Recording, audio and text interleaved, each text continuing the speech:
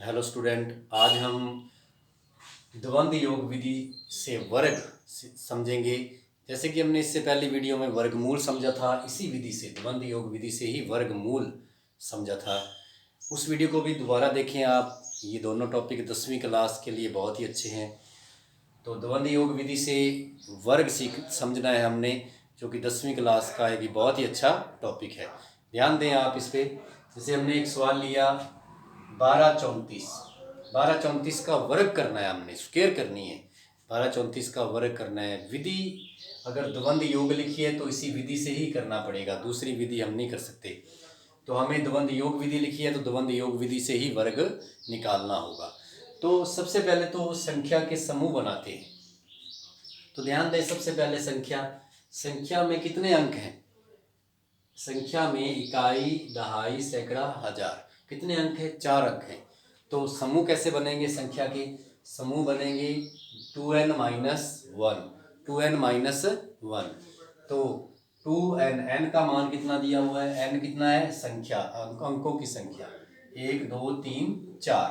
तो 4 माइनस 1, इस प्रकार से ये आ जाएगा 4 दूनी 8, और माइनस में क्या हो जाएगा? यहाँ 8 आ जाएगा, -1। तो ये हो जाएगा 7। समूह कितने बनेंगे? 7। 7 समूह बनेंगे। तो इस प्रकार से 7 समूह जो बनेंगे, ध्यान दें आप कि द्वंद्व को हम डी से लिखेंगे। द्वंद्व को किससे लिखेंगे? डी से। द्वंद्व को हम डी से लिखेंगे। तो सबसे पहले एक का द्वंद्व, उसके बाद 7 खंड बनेंगे। उसके बाद 12 का द्वंद्व, फिर 123 का द्वंद्व,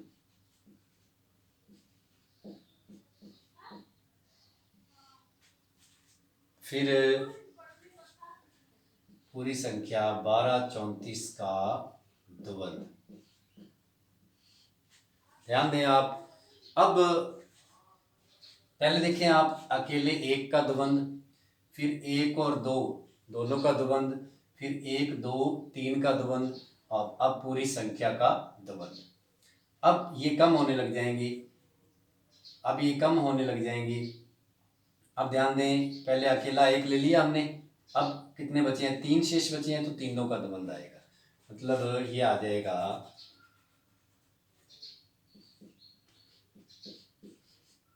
पूरे 7 बनेंगे। ये आ जाएगा 234 का द्वंद्व। उसके बाद अकेले 34 का द्वंद्व, फिर आ जाएगा 4 का द्वंद्व। इस प्रकार ये देखिए आप 7 खंड बने हैं। 1 2 3 4 5 6 7। कैसे बनाए हैं? पहले अकेले 2 का द्वंद्व, फिर 1 और 2 का द्वंद्व, फिर 1 2 3 का द्वंद्व, फिर 1 2 3 4, चारों का द्वंद्व। फिर 1 को छोड़ दिया, अकेला 1 ले चुके हैं हम। उसके बाद बचे कितने? 2 3 4 का द्वंद्व। उसके बाद 2 भी आ गया, फिर 3 और 4 का द्वंद्व, फिर 3 और 4 भी आ गया, तो अकेले 4 का द्वंद्व। इस प्रकार से प्रत्येक संख्या आ जाएगी। और इसके कितने समूह बन गए? 7 समूह। और यहाँ हमने निकाला था तो भी कितने बन रहे थे? 7। फिर हमने बनाए तो भी कितने बन गए? 7 बन गए। तो इकाई अंक से शुरू हो जाए। अकेले इकाई अंक का द्वंद्व, फिर इकाई और दहाई का द्वंद्व, फिर इकाई दहाई सैकड़ा का द्वंद्व, फिर देखें इकाई दहाई सैकड़ा हजार का द्वंद्व। उसके बाद फिर कम हो जाएंगे, सैकड़ा, उसके बाद दहाई सैकड़ा हजार रह जाएगा, फिर सैकड़ा हजार रह जाएगा, और फिर अकेला हजार रह जाएगा द्वंद्व।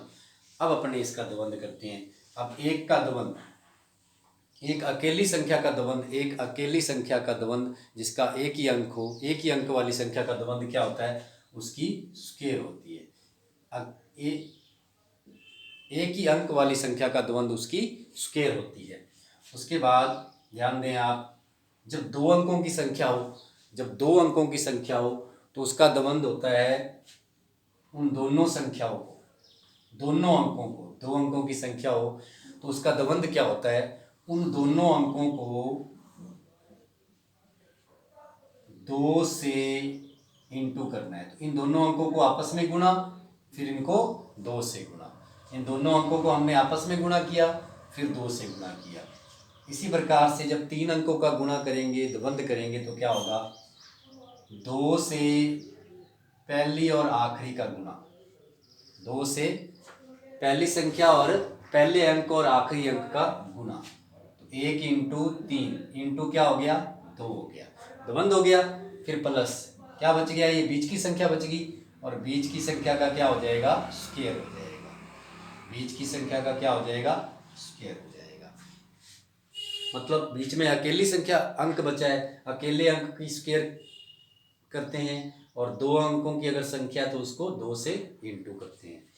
तो इस प्रकार से अभी 4 अंकों का होगा, तो पहले और आखिरी अंक, ये 4 अंकों की संख्या है, पहले और आखिरी अंक को हम 2 से इंटू कर देंगे। ये देखो 2 से इंटू कर दिया पहले और आखिरी अंक को, फिर प्लस का निशान, एक द्वंद्व के बाद प्लस का निशान आ जाएगा।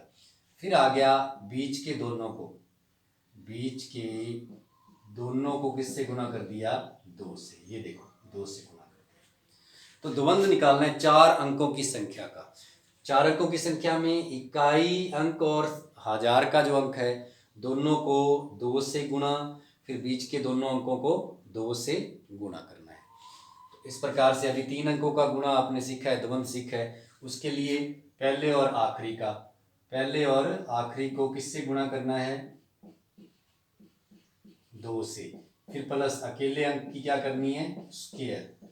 फिर 2 अंकों का क्या करना होता है, 2 से इंटू करना होता है। फिर अकेले अंक की क्या करनी होती है, स्क्वायर करनी होती है। इस प्रकार से द्वंद्व करना है हमने। अकेले अंक की संख्या तो उसकी स्क्वायर, 2 अंकों की संख्या तो उसको 2 से इंटू, ये ध्यान दें 2 से इंटू कर देंगे, द्वंद्व हो जाएगा।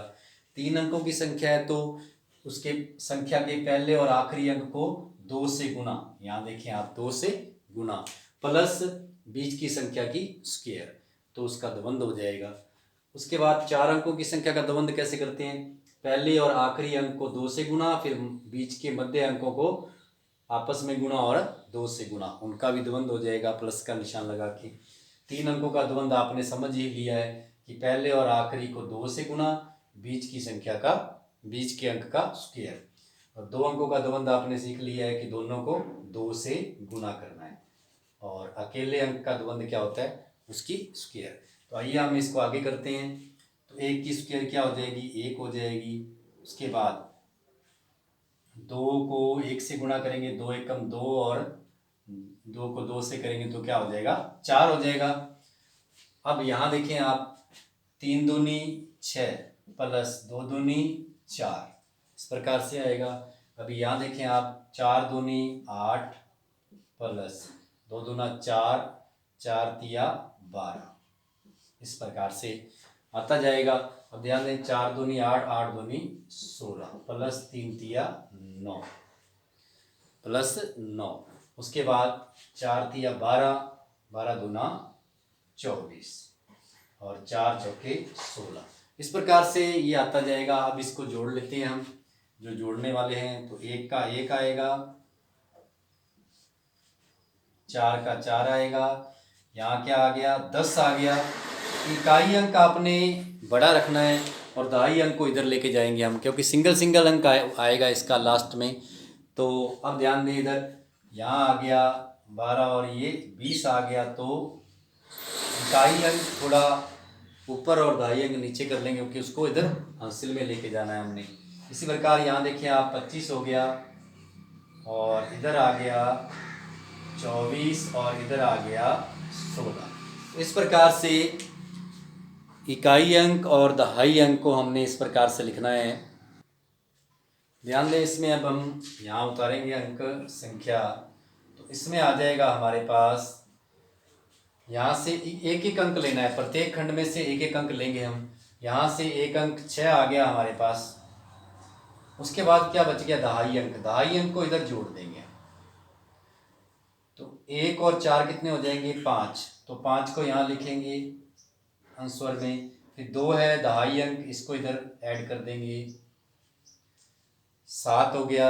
7 को फिर यहाँ लिखेंगे आंसर में, इसका फिर दहाई अंक कहाँ आ गया, इधर, फिर 2 आ जाएगा यहाँ, फिर दहाई अंक इस साइड में इकाई में जुड़ जाएगा, फिर 2 आ गया, फिर दहाई अंक इकाई में जुड़ेगा, तो क्या आ गया 5, उसके बाद 1 ये आ गया।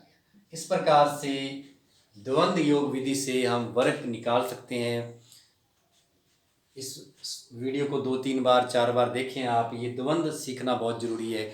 10वीं क्लास का ये महत्वपूर्ण पॉइंट है, टॉपिक है। अब ध्यान दें आप इसमें, सबसे पहले 4 अंकों की संख्या हो चाहे 3 की संख्या हो, आपने सबसे पहले समूह बनाने हैं, खंड बनाने हैं। तो 4 अंकों की संख्या है तो n की जगह 4 लग जाएगा। 8 - 1 समूह कितने बन गए, खंड कितने बन गए, 7 बन गए।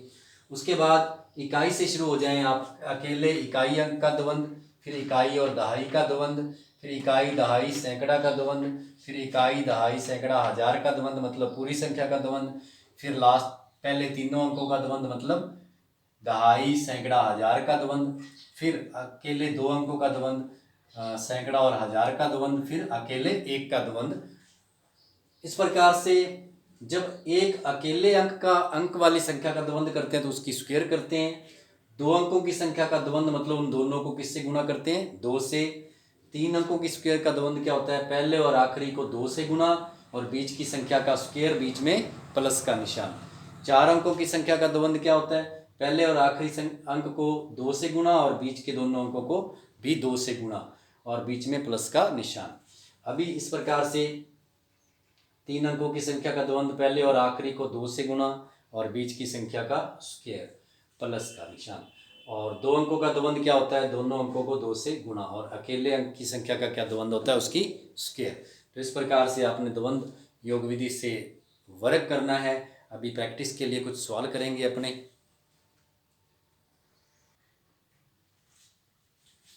2 अंकों की संख्या का द्वंद्व करना है आपने, तो इकाई अंक का द्वंद्व कितने समूह बनेंगे, 3 बनेंगे, क्योंकि 2 अंक हैं तो 2n - 1 मतलब 4 - 1 3 समूह बनेंगे।